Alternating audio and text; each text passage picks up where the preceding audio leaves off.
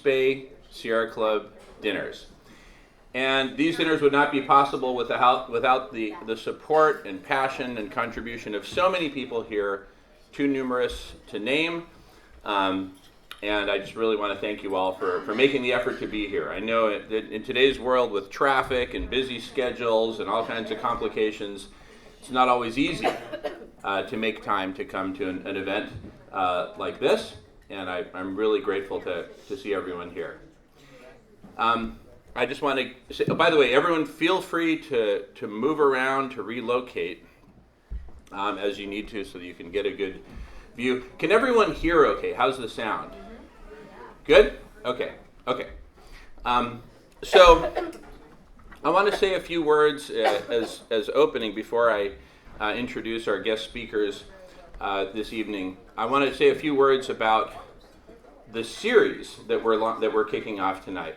This is the first dinner in a pardon? Yeah. Okay.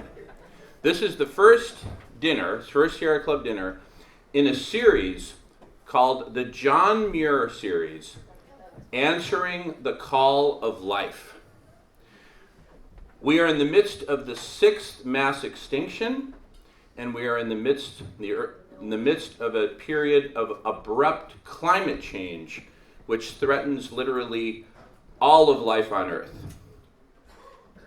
And it's become glaringly obvious that the governments of the world, be it for reasons of corruption, control by the oligarchy, nationalism, you name the reasons, but the governments of the world are not taking the lead on addressing abrupt climate change. Quite the contrary.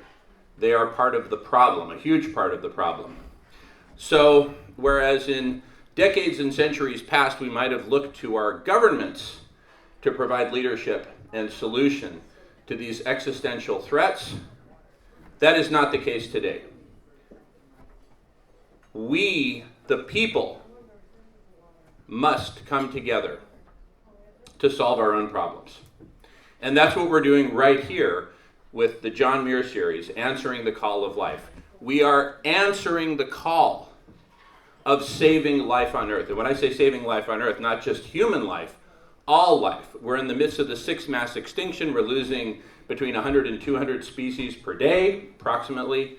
And when they go away, they don't come back. So we are losing life. We are hemorrhaging the diversity of life on Earth. And it is up to us to come together and do something about it. The East Bay Sierra Club dinners is a wonderful institution. I first became involved with the dinners as a kid back in the 70s. My father, John Shively, was program chair of the East Bay Sierra Club dinners for many years, about 20 years. How many of you remember my dad, John Shively? Raise your hand. Thank you. Yeah, we got folks here from going way back. So I am now program chair of the East Bay Sierra Club dinners, and very happily so. And whereas traditionally the dinners have often been about travel adventures and sharing slides and stories from travel, I believe that this platform of the Sierra Club dinners, we have a wonderful opportunity to answer the call of life and come together and work together and share together as a community and collectively figure out what are we going to do in the face of these existential threats. So that is the genesis and motivation of the John Muir series.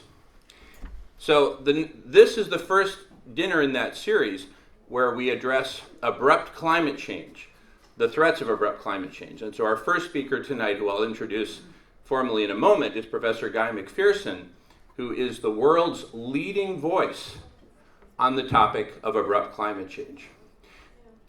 He will present the problem, and with a focus on the disappearing Arctic sea ice, which is arguably our most urgent problem within the predicament of abrupt climate change. After about a 45-minute presentation from Professor McPherson, I will talk about solutions to the predicament of abrupt climate change and about radical collective intelligence as a platform for generating myriad solutions to the problem. Then that will take us for the first hour up until about 9 o'clock. From 9 to 9:15, this is very important. Normally we adjourn at 9 and everybody goes home. Not tonight. Okay? Tonight, we are going to come together, we are going to root down, and we're going to figure some things out as a community. So, after the first hour at 9 o'clock, we're going to take an intermission for 15 minutes. Okay? That will give folks who need to go home early an opportunity to do so. Everyone is invited to stay. Everyone is encouraged to stay. You can stay as late as you want. You can leave when you need to. But we will break from 9 to 9:15 to give folks an opportunity to leave and say goodbye, and gather their things. And then at 9:15, we will continue with a presentation by Professor Kurt Cuffey of the Department of Geography at UC Berkeley, my alma mater. Professor Cuffey will provide us with a brief presentation, about 15 minutes or so, about the melting of ice on Earth, land-based ice, glaciers, etc., and the impacts on sea level rise. And after Professor Cuffey makes his presentation, will be followed by a presentation by Professor Dennis Baldocci of the Department of Environmental Science, Policy, and Management on the sequestration of carbon, the physics and ecology of sequestering carbon. After the presentations by Professors Cuffey and Baldocci of UC Berkeley, we will then it'll be close to 10 o'clock, and those of us who are still here, we will form basically a big circle, and it will be an open, sharing conversation, and we invite everyone to participate. Towards the end of each presentation, we'll pause for questions, but around 10 o'clock at night, we'll form a big circle where it will truly be a conversation, a dialogue amongst all of us here. All right, with that, we are going to, I'm going to turn it over to Professor Guy McPherson. Professor Guy McPherson is Professor Emeritus of Conservation Biology, University of Arizona. He's received the highest teaching awards of 2 interdepartmental colleges at the University of Arizona. An extremely powerful speaker, as you'll experience in a moment. And he is going to talk with us about abrupt climate change, and with a particular focus on the melting Arctic sea ice. Please give a warm welcome to Professor Guy McPherson.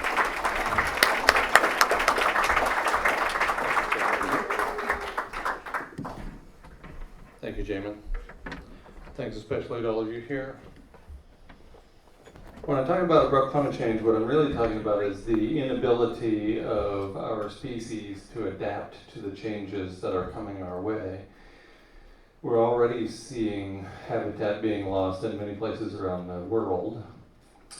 Contrary to the kind of information you may have heard or read on the internet, I'm not proposing inaction. Rather, I frequently quote desert anarchist Edward Abbey pointing out that action is the antidote to despair, or sentiment without action is the ruin of the soul. I think that we need to figure out who we are as human beings and what we hold important in our lives and pursue those. I stopped in the Belize City airport on my way here, and there's a wonderful slogan for a travel company. Fortunately, I don't remember which one. And the slogan is, there are 7 days in the week. Someday is not one of them. And how often do we hear that someday we're going to do this or we're going to do that? My suggestion is to live with urgency. That's all. What am I talking about? Next slide. It's not as if we weren't warned about the disasters coming our way. Noel Brown, the director of the New York office of the U.S. Environment Program, in late June of 1989, indicated that we have 10 years to solve what he called the carbon dioxide problem. 10 years. So if it was June 1999 that we needed to have solved the problem, well, we're about 18 years too late. Sorry. Need the next slide. Sure. While you're out. A little over a year later, the United Nations Advisory Group on Greenhouse Gases pointed out that 1 degree C is the scientific target, the absolute upper limit which we cannot cross with respect to climate change. And the 1 degree C is above the 1750 baseline when it was about 13.5 degrees Celsius global average temperature. So the United Nations Advisory Group on Greenhouse Gases points out that beyond that 1 degree C may elicit rapid, unpredictable, and nonlinear responses. So here we're talking about self-reinforcing feedback loops that importantly could lead to extensive ecosystem damage. The United Nations Advisory Group on Greenhouse Gases understood that as human animals, we depend upon habitat for our survival, and that at somewhere at or around 1 degree C above the 1750 baseline, we're going to start losing habitat for us and the species that we depend upon. Next. According to climate writer and speaker David Spratt, the actual number is probably less than 0.5 degree C, which we crossed a very long time ago. Less than 0.5 degree when the global average temperature of the planet was about 14 degrees C. And so that's when we triggered numerous self-reinforcing feedback loops contributing to an out-of-control climate situation. Habitat, this is an important concept. The 3 pillars on which the discipline of conservation biology is structured are speciation, how and when a particular taxon or a species comes into existence and with what predecessors. Extinction, when the last individual of a species dies.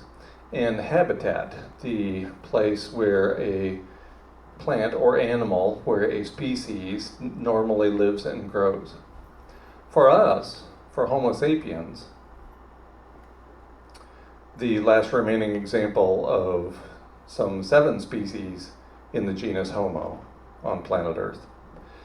According to Spratt, somewhere around less than 0.5 degree C is where we started triggering these self-reinforcing feedback loops that lead to an out-of-control climate. So I want to differentiate between habit and places like, the International Space Station. Humans do live on the International Space Station for a long time, but that's not where humans normally live and grow. They only survive there because of food that is grown here on Earth. Same for nuclear submarines. So there are several places, same with McMurdo Station in Antarctica, for example. So there's lots of places where humans can persist as long as information, food, water, the elements of habitat are brought in from outside of that system. So not every place that a plant or animal persists is considered habitat for that plant or animal.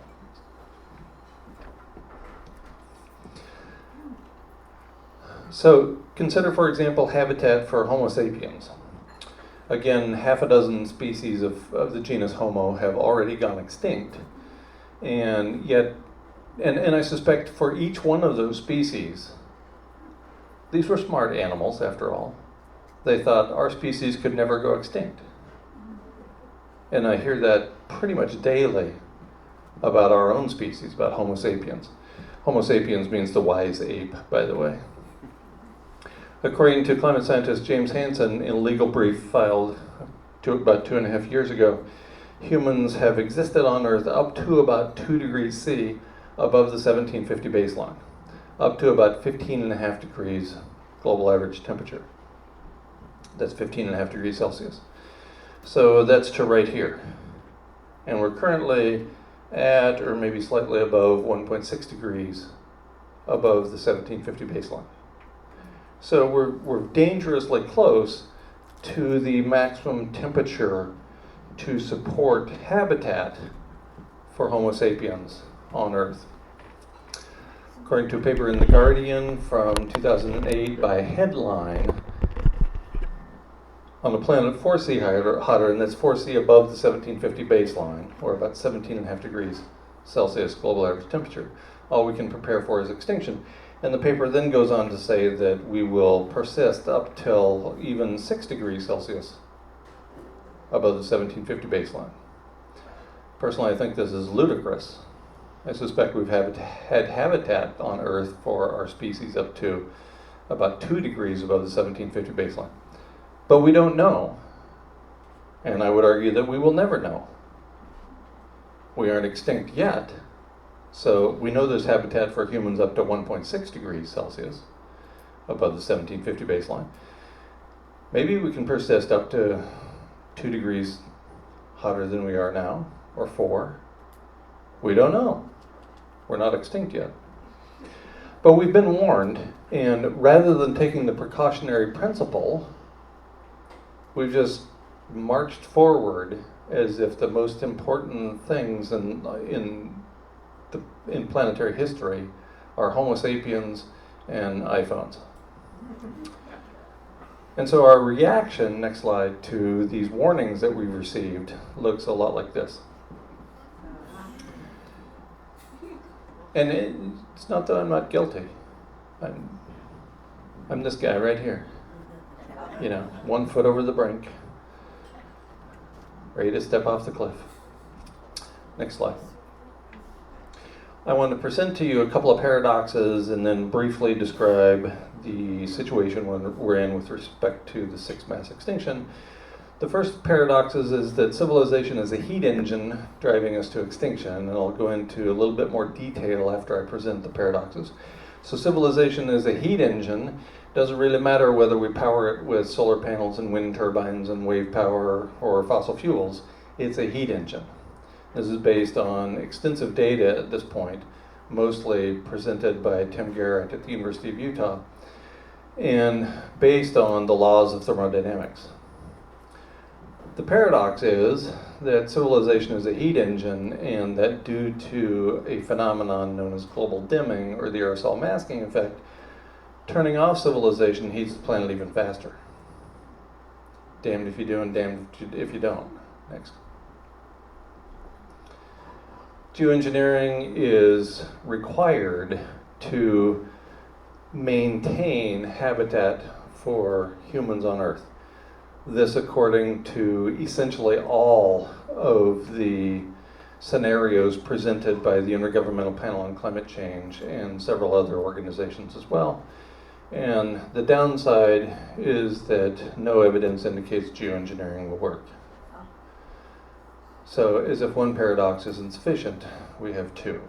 So let me talk about those in just a tiny bit of detail. I already mentioned that civilization is a heat engine based primarily on Tim Garrett's work. He received so much blowback from his paper, originally submitted to 10 different journals in 2007, rejected by those 10 different journals, finally accepted by Stephen Schneider for the prestigious journal Climatic Change. I suspect largely because Schneider was on his deathbed and there was nothing wrong with the paper at all. The paper was published in 2009, November 2009, and then there was such scientific outcry from the academic community that it was pulled from publication immediately, not because anybody could identify anything wrong with it, except that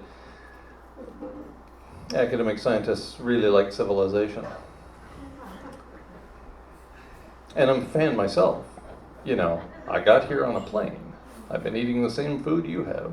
I'm a huge fan.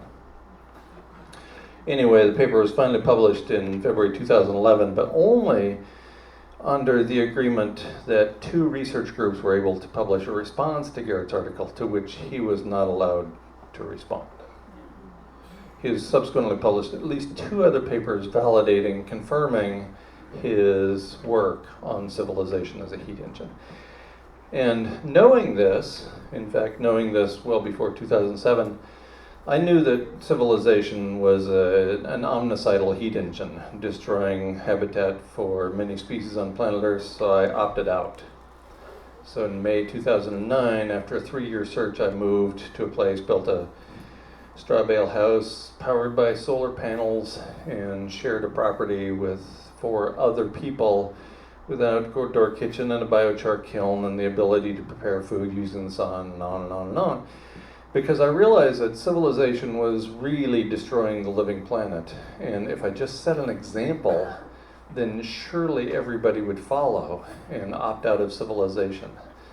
I can hear you laughing. It didn't seem funny at the time. And then later I looked back and I realized, how stupid am I? Really? I thought people would follow along and go live in the wilderness because civilization was destroying every aspect of life on Earth? How crazy is that?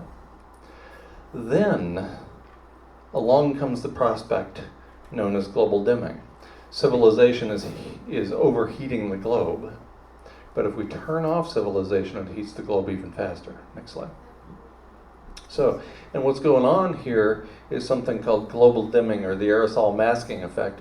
We're all familiar with greenhouse gases that trap the heat and hold it, once it enters the atmosphere, hold the heat close to the Earth, hold it within the atmosphere. But what a lot of people aren't familiar with, and which almost no other climate scientists will talk about, is that at the same time burning fossil fuels produces greenhouse gases, it also produces aerosols.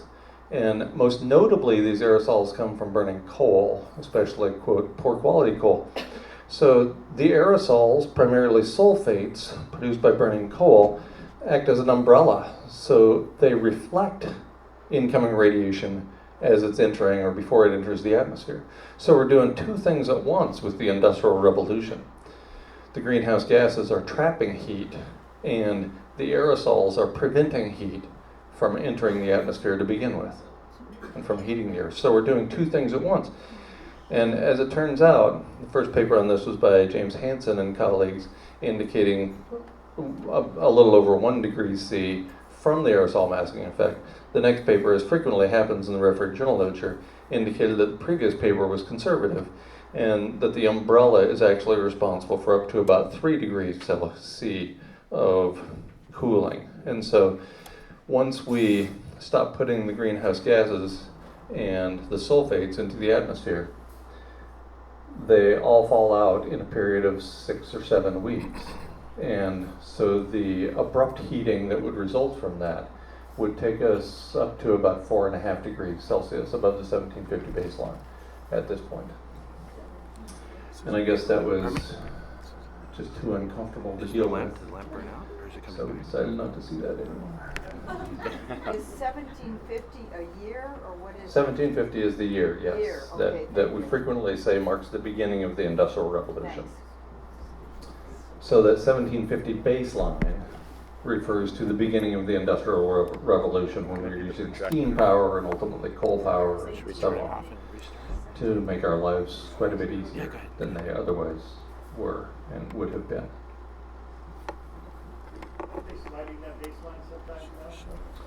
All the time now. So it became really uncomfortable to use 1750 because we have warmed the planet considerably since then. If 1 degree C is the target, and we can't exceed that, then we can either lie about how much the temperature of the planet has gone up since 1750, or we can just shift the baseline. So very frequently now people use as the baseline the period 1980 to 2010. So we ignore the first 200 years of the Industrial Revolution, 230 years. We're having a lamp issue. We're restarting the projector. Oh. Hopefully that'll fix it. All right. I could go on. Please. Why not? Somebody have a question over here? That'd be fun. Yeah, Billy? When were people around during 2C, and why did it go back down? People were around during the Eemian epoch, about 140,000 years ago, when the global average temperature increased to about 2 degrees C above baseline. It was 140,000 years ago, before the beginning of the Industrial Revolution, obviously. Before any civilizations arose. The first civilizations arose pretty much simultaneously a few thousand years ago. A handful or so of civilizations popped up around the planet. And what caused the temperature to go down? I don't know. I don't know that anybody knows. The mean is not well understood, and there's been a lot of confusion about what the temperature was at that time. You know, it was 140,000 years ago. We weren't really good at measuring stuff. So there's a tremendous amount we don't know. And among those is the ability to accurately predict what exactly is going to happen in the future. Next slide.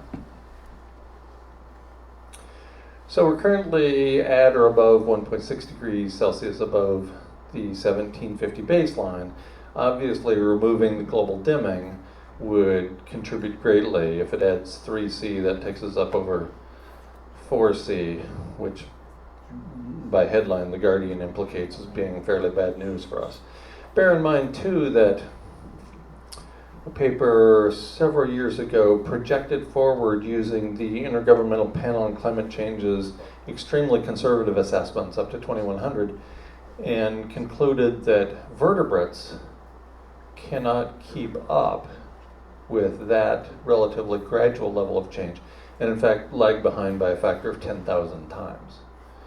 So we're unable to keep up with the ongoing gradual change. I can't even imagine that most species would be able to keep up with very rapid change that we're looking at with the aerosol masking effect, even if it is only 1 degree Celsius. Next slide. Then there's the other paradox that geoengineering must be employed. In fact, the Intergovernmental Panel on Climate Change in their latest assessment, heavily leaked in 2013, says global warming is irreversible without massive geoengineering of the atmosphere's chemistry. Next slide. And that's inconvenient because that's basically fantasy technology, as reported by Truthout. And then following a short time later, the U.S. National Academy of Sciences and a European body of similar stature in 2015, indicating that geoengineering just is not going to work. There's no indication that solar radiation management and other geoengineering strategies would slow or reverse ongoing planetary overheating. And yet, James Hansen and colleagues reported in July of last year by a headline that this is a young people's burden. There is a requirement of negative CO2 emissions. So Hansen knows that we're over the cliff. And he says the youngsters are going to have to fix this. My 70-year-old generation fucked over the youngsters. They're going to have to repair the damage now. That's the message. Next. As if two paradoxes aren't quite enough, there's the fact that we're in the midst of the sixth mass extinction, and conservation biologists had been writing about this sixth mass extinction for a decade or more before a paper in the refereed journal literature indicated that we were in the sixth mass extinction. So that's just an indication of how conservative the refereed journal literature is. It took until a paper in Science Advances in 2015 to indicate that there was accelerated modern human-induced species losses. Almost nobody knows what those words mean. Thus the subtitle, Entering the Sixth Mass Extinction. And the lead author, Gerardo Ceballos, indicated by interview upon release of the paper that life would take many millions of years to recover, as has been the case with each of the previous 5 mass extinction events. And our species itself would likely disappear early on within the sixth mass extinction. And that's because our species depends upon so many other species for our existence. We think we're clever, that we just go to the grocery store, get some canned goods, and we're fine for a week. But in fact, those canned goods come from somewhere, and most notably, they come from a bunch of really small things that most of us don't even know exist, that provide for our healthy food and our clean water. The next paper, by which point, and this is just last summer, by this point we're in the sixth mass extinction, And the headline paper in the Proceedings of the National Academy of Sciences includes the phrase biological annihilation. This is not National Enquirer. This is the refereed journal literature. Among the most conservative sources you'll find anywhere. And they include the phrase biological annihilation. This is astonishing. The abstract includes phrases biological annihilation underlines a seriousness for humanity, so conservation biologists, including Ceballos again, and Paul Ehrlich, and a handful of other authors, they know as conservation biologists the intricate web by which we as a species are connected to the other species on the planet. When you pull a thread out of the sweater, for a while you can get away with pulling lots of threads. Sweater looks fine. At some point, you pull enough threads out, you don't have a sweater anymore. Final sentence of the paper, all signs point to ever more powerful assaults on biodiversity, painting a dismal picture of the future of life, including human life, on Earth. And you won't find very many people, notably primarily conservation biologists, talking about this greatest of existential threats. But enough about that. The exciting stuff is what's happening in the Arctic. There's a paper by Maslowski and others, 3 other authors. 3 of the 4 are affiliated with the U.S. Naval Postgraduate College.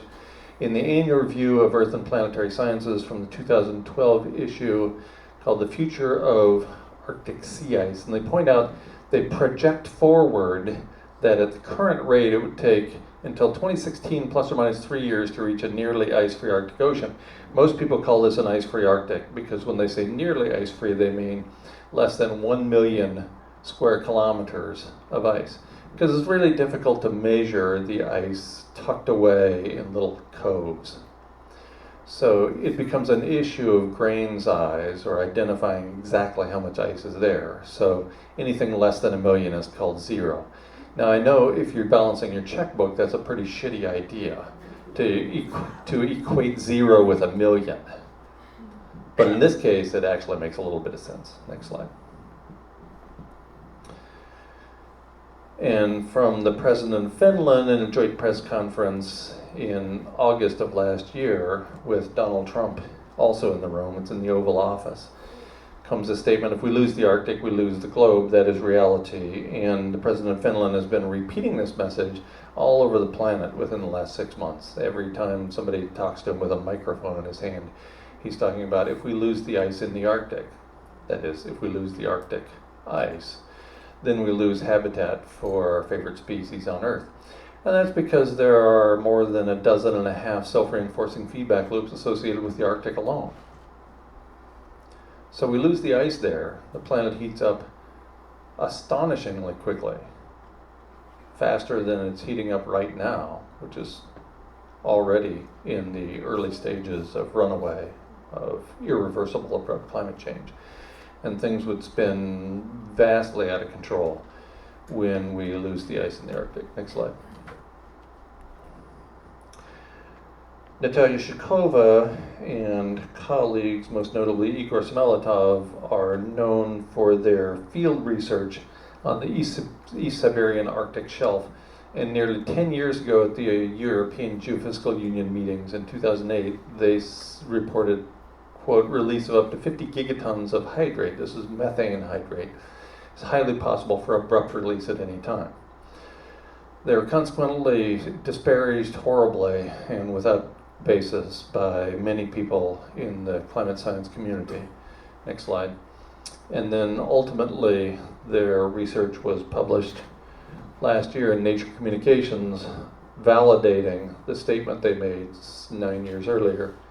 And then a completely separate research team, each of these is comprised of nearly 24 authors, nearly 24 scientists, completely different group of people, no overlap in authorship, finds in the Proceedings of the National Academy of Sciences that, sure enough, this has happened in the past. This abrupt release of methane leading to rapid heating has occurred on Earth in the past in the Arctic, and therefore is likely to occur in the future. So considerable validation for work by Shakova et al.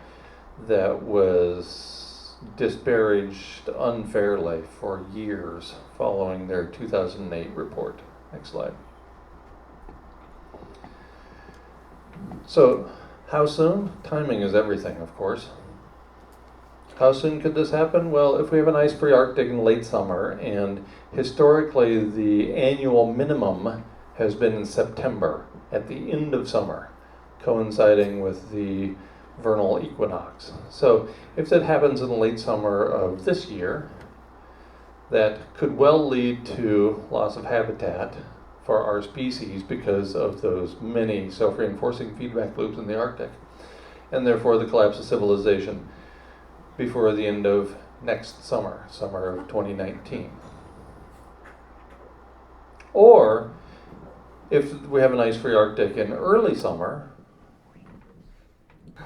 so it could be, and I'm not saying that it will happen, but it could be that we have an ice-free Arctic early enough this summer that the inability to harvest, store, and distribute corn is sufficiently compromised that civilization falls over late this summer. That's sort of the worst case, most rapid scenario I can foresee.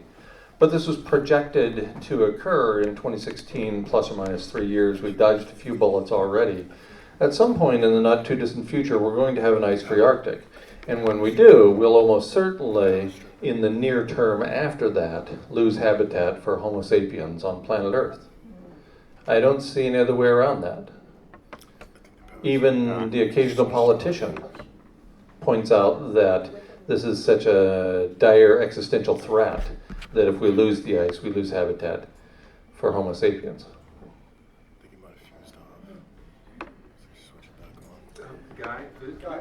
Does that Oh, really? presuppose the methane problem, or is the overheating? There are, I read a paper on this, and it's been 2 or 3 years ago, so I can't remember if it was 19 or 29 self-reinforcing feedback loops identified in the Arctic alone. So one of those is methane release. There are many others. Consider, for example, the latent heat. Say, for example, you start your dinner with a glass and you fill it full of ice, and then you fill it again full of water, right? So you fill it full of ice cubes and it's not really full. It's got a lot of air in it. So you fill all those air spaces with water. And then you start drinking, and you notice as long as there is a sliver of ice, the tiniest bit of ice, the temperature of the water in that glass is just about 0 degrees Celsius. It's somewhere between 0 and 1 degree Celsius. It's very close to freezing as long as there's a tiny bit of ice. And if you have a big enough glass, you could walk around at a party for an hour or two at room temperature, and the last piece of ice wouldn't melt. But once that last little bit of ice goes, once it melts, then all the heat from the room and from your hand is going into heating that water instead of converting ice to water. It takes 79.2 calories to melt 1 gram of ice into 1 milliliter of water. But if you add 79.2 calories to 1 milliliter of water, liquid water, it warms it by 79.2 degrees Celsius. It's scalding hot. So a little bit of ice goes a long way toward maintaining a very cool atmosphere. So the Arctic is called the planet's air conditioner for a reason. And already we're seeing a meandering jet stream, Rossby waves, whatever you want to call that, very profound shift in temperature that's already occurring, the temperature gradient between the Arctic and the equator as a result of those self-reinforcing feedback loops in the Arctic. And when all the ice is gone, something that hasn't happened on Earth for 2.6 million years, well beyond the 300,000 year run of Homo sapiens. We have no idea what that's going to look like, but I strongly suspect we'll lose all habitat for Homo sapiens shortly after we have an ice-free Arctic. What do you mean when you say lose habitat? Yeah, so habitat is the place, the location where a plant or animal typically lives and grows. That means where a plant or animal, so let's take the animal Homo sapiens as our example, where the animal Homo sapiens is able to secure its food, secure its water, and maintain its body temperature. That's all we really need. Most of us need a decent human community too, but that's not really a physical attribute, that's a social attribute. So the elements of habitat that we are focused upon are air, which we sort of take for granted, water, food, and maintaining body temperature. If we lose the Arctic, we almost certainly lose the ability to grow grains at scale. For many years, climate scientists said once we hit 2 degrees Celsius, we lose the ability to grow grains at scale. More recently, as another example of the shifting baseline, scientists are saying 4 degrees C is the point at which we lose the ability to grow grains at scale. I think that's wishful thinking personally, given that we haven't had humans on the planet at 4C, or even half that in the past. But this is yet another example of we really don't know. There's a tremendous amount of uncertainty. I think there's a number that every single child should know by the time they're in second grade. 40 degrees Celsius, 104 degrees Fahrenheit. I think that should be burned into your consciousness by the time you're 7 years old. Because beyond that, you can't grow food. When the temperature of the soil surface is 104 degrees Fahrenheit, you can't grow food. Who knows that? Nobody knows that. Everybody knows every Pokemon character. I don't even know what those words mean. I just heard that on something and I just put it out there. Pokemon, everybody knows. I don't even know what that, but nobody knows about 104 degrees Fahrenheit. Which is more important? Pokemon? 104 degrees Fahrenheit. We all know Pokemon. Yeah. Wouldn't the grain belt move to Canada? No. Why? Because grains are grown on soils known as mollisols that are high in organic matter and are found in large numbers only on the Great Plains of the United States, barely up into Alberta and Saskatchewan in Canada. Plants do not just simply migrate north when the temperature changes. Plants are dependent upon a complex web for their own existence. Native plants depend upon fungi, mycorrhizae. If plants could just move in response to temperature, this wouldn't be an issue, except for trees, of course, which have lifespans of hundreds of years. We're talking about changes occurring over a span of weeks or months. But it applies to all plants. It's a complex, intricate web on which we depend for our existence. You can't just move the grain belt up into spodosols, into extremely acidic soils. They can't grow there. If they could grow there, given the money in it, they'd be growing there now. But they can't. So we can't assume there'll just be these simple shifts in response to temperature change. What about the Antarctic? I'm a huge fan. Talking about Arctic. Arctic is still. Sure, we're not going to lose Antarctic ice anytime soon.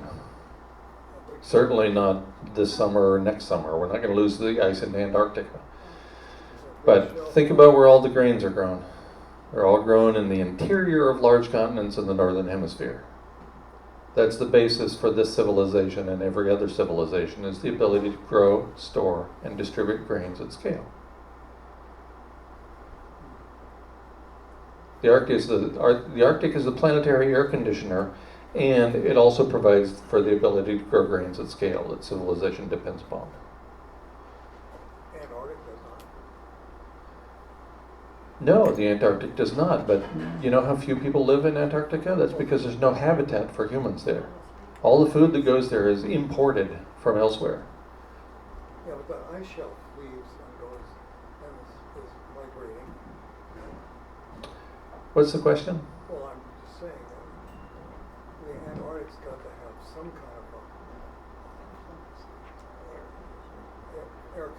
Oh, of course. Of course, the southern hemisphere, particularly New Zealand and Australia, Tasmania, are cooled by Antarctica. Fine, no problem. But when the Arctic goes, Habitat for Humans goes. And not just in the northern hemisphere. Antarctica is extremely powerful at cooling a relatively small portion of the planet. But that's not the whole story. There's way more to this story than just this big mass of ice near the South Pole. So depending upon that single mass of ice to save our collective bacon seems a little misguided. Next slide, please. When I present this information, everybody wants to know the answer to one question. What's my expiration date? Next slide. So I wish it were stamped on our heel. But it's not. The bottom line here is that human animals require habitat. I think we were misnamed. We call ourselves Homo sapiens, the wise ape, really? Have you been to a shopping mall lately? Do we look really wise? No, I think we're clever. Homo calidus seems to apply. I think we're the clever ape, but even the clever ape cannot persist in the absence of habitat. We require habitat to survive, and even the occasional politician admits that when we lose the ice in the Arctic, we lose habitat for Homo sapiens on Earth. Period. We can't do it without Arctic ice. Jamen is going to talk about ways that we can preserve and maybe even increase the Arctic ice. Personally, I think that's calling for a miracle. And personally, I think that's what we need. Next slide. So again, my reminder is to identify what matters to you and to live accordingly, not as if someday will actually come. And also to throw off some of the expectations of others, throw off some of the shackles of culture that have always been relatively meaningless, and yet we let them control pretty much everything we do in our lives. How many of us have not, at some time or another, used the expectations of others as the bars in which we were caging ourselves? I suspect most of us. So, too much shoulding, not enough doing, seems like the take-home message here. I'll stop right there and turn it over to Jamen. Thank you very much for your attention, and I will be here all night, apparently. Thank you.